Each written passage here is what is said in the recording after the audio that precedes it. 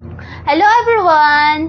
Sa mga nagtatanong kung ano yung mga available loans na ino-offer namin na ina-assist ko, wala pong fees na kino-collect kahit piso. Lahat ng fees po, processing fee ay deducted na po yung sa loan.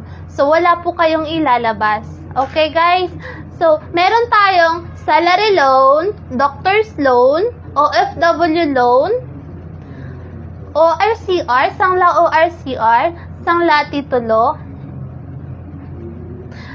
Okay guys, sa salary loan, kailangan 6 months ka na sa current company in regular employee status, and yung company under stable, 5 years na nag-ooperate at meron at least 15 above employees, pwede na.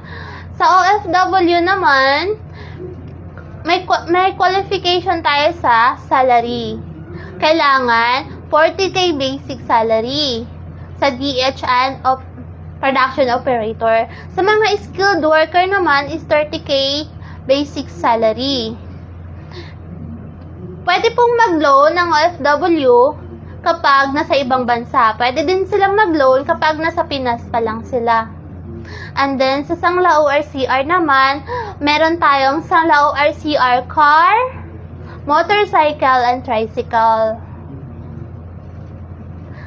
Sa sangla titulo naman guys, ayun lang. May mga selected area lang din po yung iba. And may mga sa OFW, merong mga restricted area na hindi pwede kasi meron silang case na basta magulo, okay? May mga reason. So, sa gustong magpa-assist, ito po yung contact number ko. Ito naman yung Facebook. Message nyo lang ako at i-assist ko kayo. Wala po kayong babayaran.